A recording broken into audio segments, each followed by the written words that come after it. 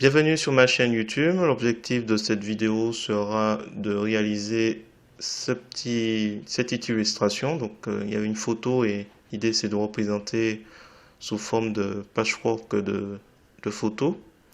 Donc si vous trouvez le résultat réussi, je vous remercie de me mettre un pouce vers le haut et de me laisser un commentaire. N'hésitez pas également à vous abonner à ma chaîne pour voir d'autres contenus sur GIMP, LibreOffice ou Gmic.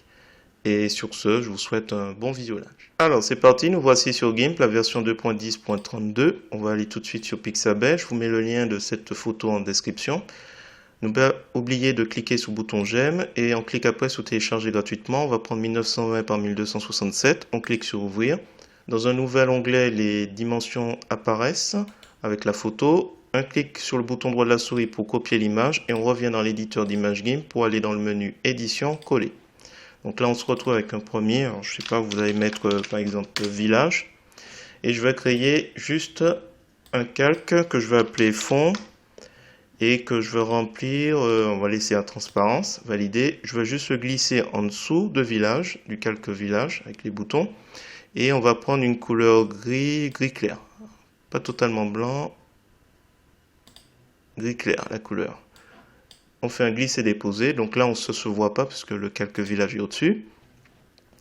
On va créer un nouveau calque qu'on va appeler forme. Il est transparent, donc mode normal, transparence, validé. Alors je vais juste le glisser juste en dessous et je me repositionne sur le calque village pour créer un groupe de calques. Alors ce groupe de calques, je vais le nommer dièse 0. Voilà. Et je vais glisser dedans village et forme. Et du coup, normalement, vous avez un décalage avec ces deux calques. Je clique sur le calque village. Là, je descends sur mode composite. Je mets réduire à la toile de fond. Quand je fais ça, je vois uniquement le calque forme.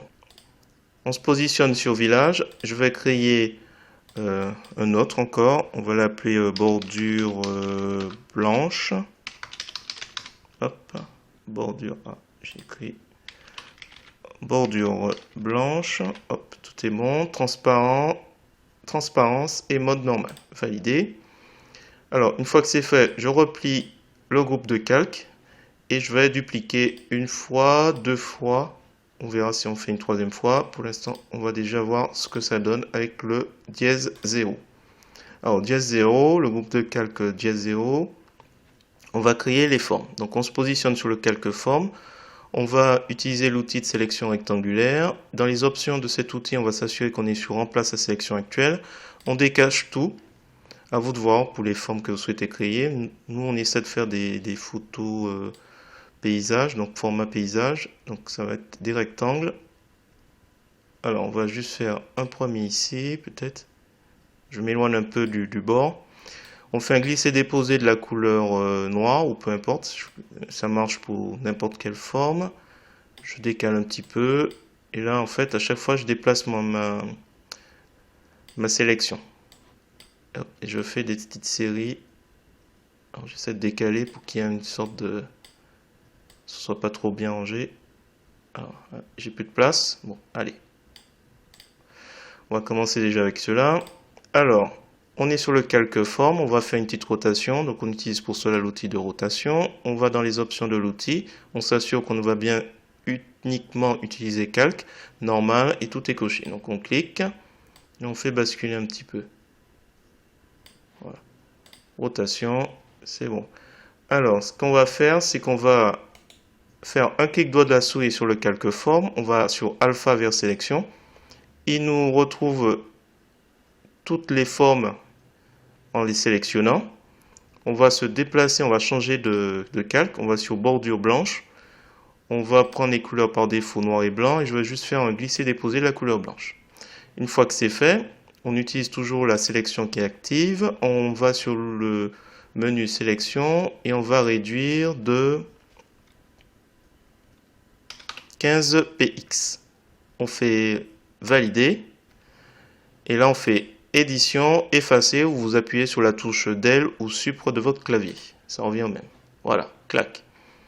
Donc si on se rapproche, on voit des photos. Hop. Alors, qu'est-ce qu'il nous reste à faire? Ben, on va changer de groupe de calque. On va aller sur le groupe calque 1. Alors, hop, on déplie. Même chose. Là, on va sur le groupe de calque dièse 1, forme dièse 1. Et du coup, on reprend notre outil de sélection rectangulaire et on va... Alors, si vous avez l'occasion, notez les dimensions. Là, j'ai pas noté, c'est un peu dommage, mais bon, je vais faire un peu au pif. Donc là, on va mettre ici. Et on fait, donc on est bien sur le calque. Même chose que tout à l'heure, on fait un glisser-déposer ici. Ici, je pense que 2 groupes de calque, ça devrait aller. Pas besoin non plus de... Ah, attendez, c'est trop lourd celui-là. Ouais, on va le mettre ici. Attendez, un peu par là. Et celui-là, je vais le mettre par là. Prochain. Hop, on glisse, déposer. Et là, ici aussi, un peu en haut. Voilà. Alors, on peut faire avec une autre couleur, hein, couleur blanche. Hein, ça revient bien. Sélection aucune. Donc là, même chose. Un clic droit de la souris. On va... Alors, hop. Clic droit de la souris. On va sur alpha vers sélection. Donc là, il me sélectionne tout. Je vais sur bordure blanche dièse 1. Et on va faire un glisser-déposer de la couleur blanche.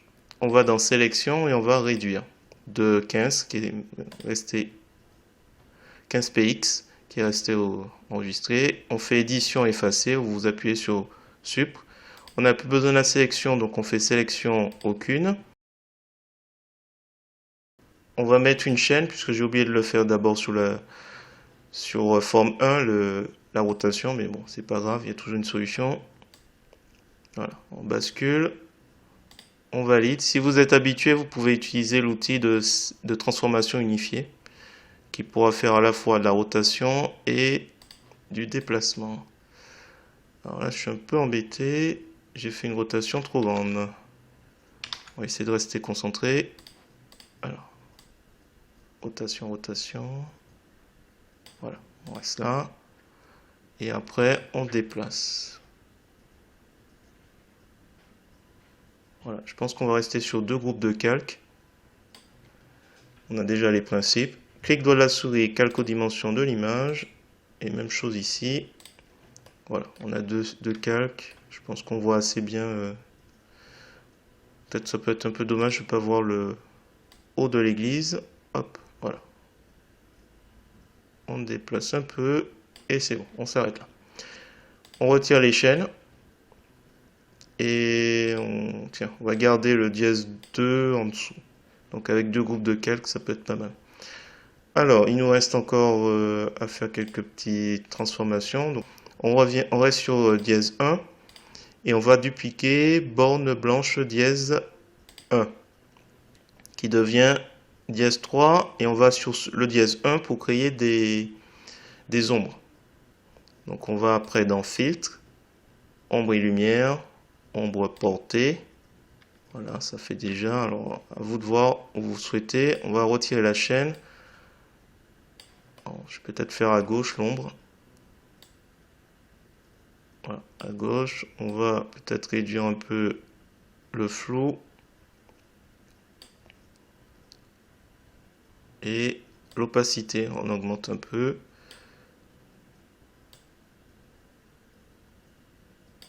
On va décaler un peu et remonter avec Y. Comme ça, la lumière vient de la droite, en haut à droite. Ça a donné l'impression que ça flotte un peu. Alors peut-être réduire encore le flou pour qu'il soit un peu plus apparent. Alors, attention à l'intérieur des cadres. Bon, ça à la limite, je vais effacer après. Valider. Allez, je vais prendre la gomme, ce sera plus simple. Attention, opacité de la gomme à 100%.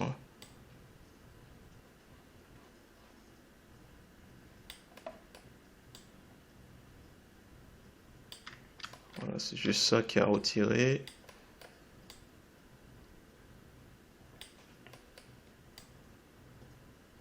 Voilà. Et là aussi. Et puis c'est fini. Voilà. Voilà, donc c'était une méthode pour faire assez rapidement quelque chose de...